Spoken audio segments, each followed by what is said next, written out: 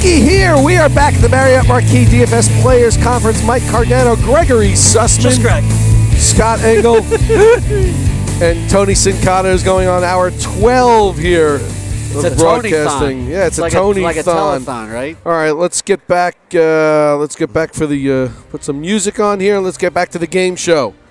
Tony, I don't remember who's up, but you're going to be up. Actually, we'll put Scott up first. If you spontaneously cut off Adam Ronis' ponytail during the morning, what's your next move? What would you do with it? I'd give it to his sister, Lisa Ann, for safekeeping. Greg. I would sprinkle part of the fairy dust on him so he would see exactly what happened. Then I would throw it at Corey Parson. I would then cut a promo live on the Roto Experts in the Morning program, slam the mic down, complete my heel turn, and storm out of the studio. That's much too long. You're not going to win this. Go ahead, Tony. I would go with Sinead O'Connor and bring the hair over to her and see if she can mount a comeback in a disappearing career that was absolutely ruined by her bald head and her lack of talent. I don't think it's Sinead.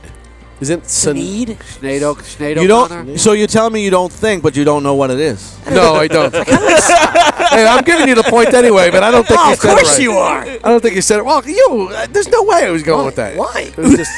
It was good. It was thought out. I'm not getting a point for that. Why would you get a point? Why would you get a point for that? Well, he's scoring. I'm not going to get a point. I don't even know I what gave you two. What did he say? Yeah, I don't even know what you said. You're the only. I said I give it to Lisa Ann? Give it to his sister for safekeeping. All right. All right, Greg. Yes, sir. What second string starting quarterback should be starting in the NFL right now? Make your compelling argument to me right now. Right now. Wow. The second string quarterback that should be starting in the National Football League is Colin Kaepernick, and not for San Francisco. Get him to Philly where he can start and he can excel. Scott. It's got to be Johnny Manziel. I mean, the Browns are out of it. Josh McCown is a journeyman type. You need to find out what you have with Manziel, but not only that, the guy needs to prove that he needs the reps to show that he can become a pocket passer. The best way to do that is to get the reps. There's no reason for the Browns to be starting Josh McCown Let me tell you something. You're in consideration for a point right now. I like your argument. I don't know if I agree with you, but I like your argument. You don't like me, though, so you I'm may not give me a considering point. you for a point based on what Tony says. I'm not being considered. I'll tell you what. Based on what Greg says as well. This guy was half right. It should be Mark Sanchez. The Philadelphia Eagles made the playoffs with Sanchez at quarterback. They're in the worst division in football. Put the guy back in there that got you to the playoffs instead of Sam Bradford, who's been an absolute disaster. Yeah, but Philly can still win the division. As a Jets fan, you have to know Mark Sanchez is not the answer. Philly can still win the division, can't they? Yeah. With what they got. It would be over by now. As a Jets fan, you know so? That's wrong. 2 games would put it over. I have to say, I think he's a better option.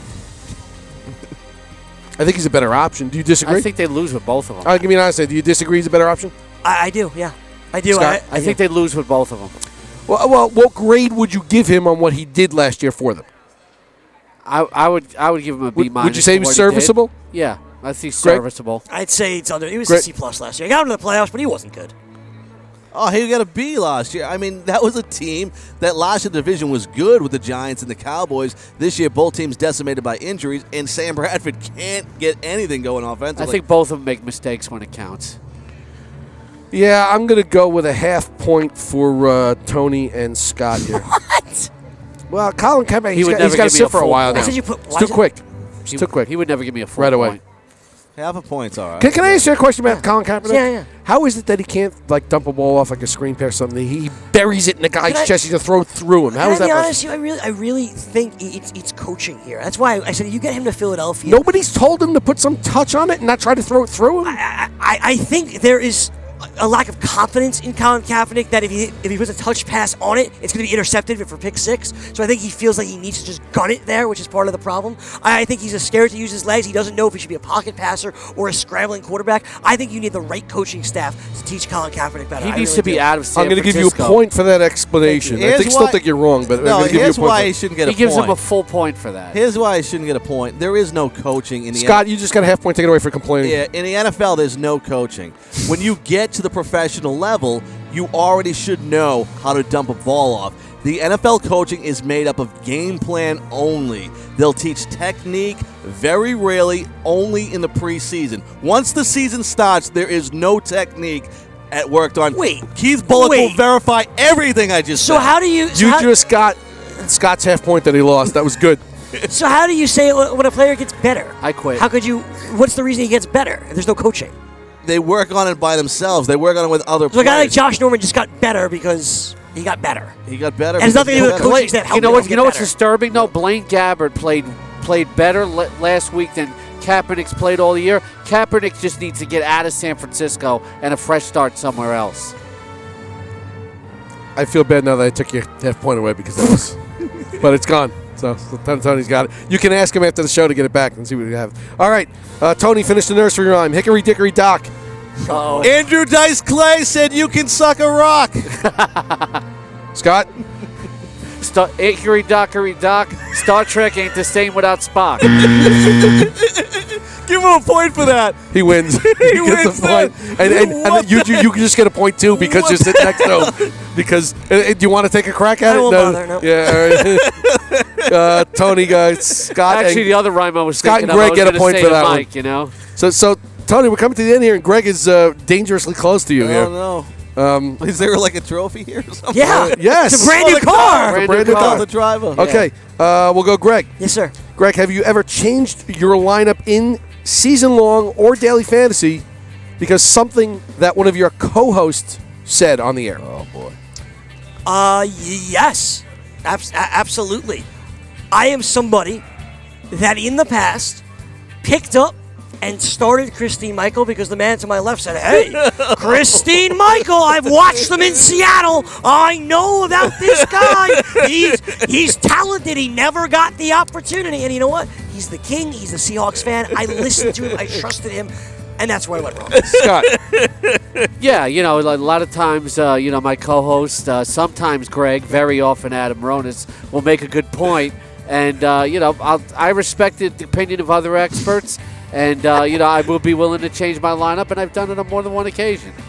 Tony. Yeah, I've absolutely done it. I have Drew Tinkmeyer and Mike Leone on my show every Sunday. And, I'm, all fired up, and I get all these players picked. And then all of a sudden, one guy, I have no idea, they bring him up, and it's not worked out well for me, to tell you the truth.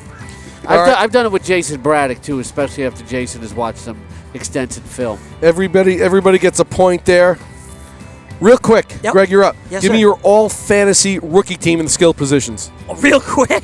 Yeah. All right. Run through them. All right, the quarterback, I'll go with Marcus Mariota. I still think he's better than Winston, so Mariota's my quarterback. Running back, obviously, Todd Gurley comes to mind. Carlos Williams scores a touchdown in every game he's ever played in. So Carlos Williams makes my all-rookie team at running back with Todd Gurley. At the wide receiver position, Amari Cooper's obviously been fantastic, as has Stephon Diggs from University of Maryland. the University of Maryland. This music's doing something for him. He's going. Stephon Diggs and Amari Cooper are my starting wide receivers. At the tight end position, is there a starting tight end that's a rookie? Clive Wolford, is he a rookie? Clyde Wolford, Crockett Gilmore. Crockett Gilmore! Just so you can Scotty, say that. go. I'm going to go Mariota at quarterback, especially looking at the keeper league type performance. I'm gonna go Todd Gurley. What other rookies are there at running back besides Carlos Williams, though? Hey, you're the Hall of Famer. Yeah, I can't think of anybody but Carlos Williams. I absolutely love Amari Cooper.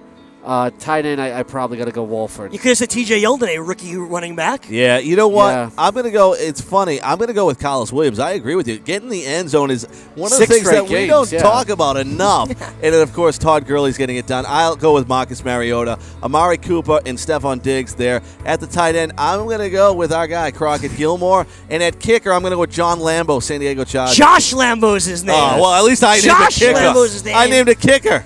If he played in Green Bay, he he'd copied be my- he Lambo copied and my Lambo. Let me ask you this. Yeah. All three of you unanimously went Mariota over Winston. Yeah. Winston's not doing so bad No, here. No, It's close for me. It's but really close. Mariota has a Same. pair of 4 touchdown games. He's got a smaller body 3 of work, too. touchdown games. Less games played, right? Mariota made a lot of mistakes early in the season. He's curbed them, but he was very mistake-prone You mean Winston? earlier in the Winston, year. you mean. Winston. Yeah. Yeah. Yeah. All right, that one goes to Greg. Goes to Greg. Greg, you are 1 point behind here. Give me your all-bust team relative to preseason ADP.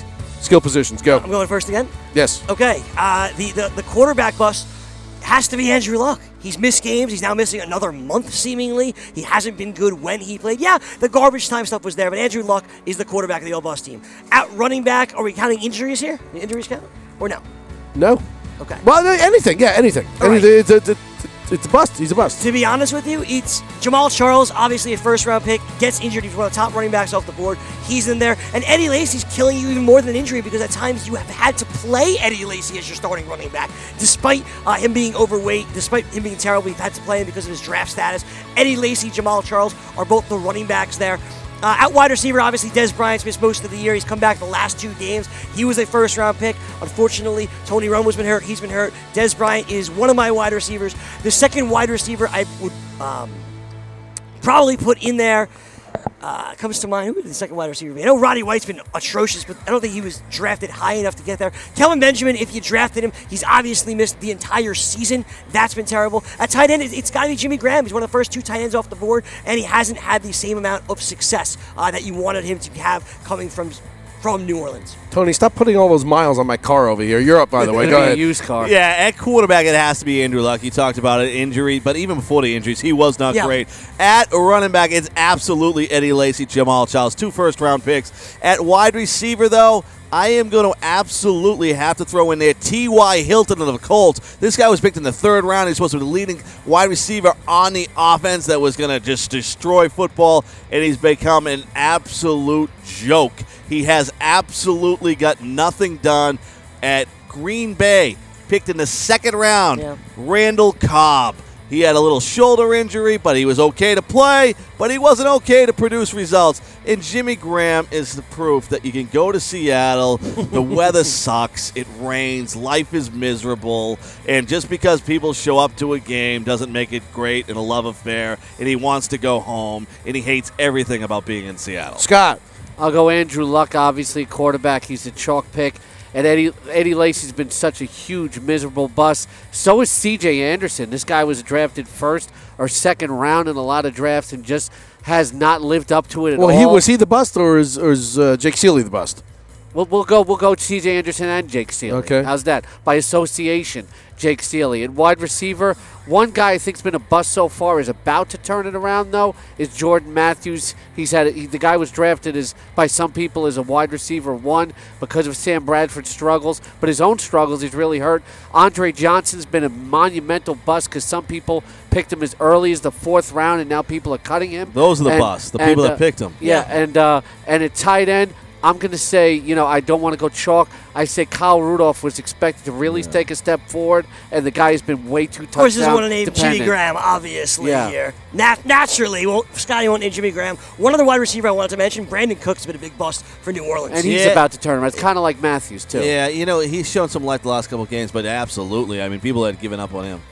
All right, what we're going to do here is that was pretty good by all of you here. So, Greg, I'm going to give you 1.5 points. Oh, wow. Just to make this interesting. So you're tied with Tony. Okay. And out of sympathy, I'm just going to tie Scott with you guys because we're on TV and to make the last question interesting. Yeah. So we're all tied, okay? So forget about what happened before.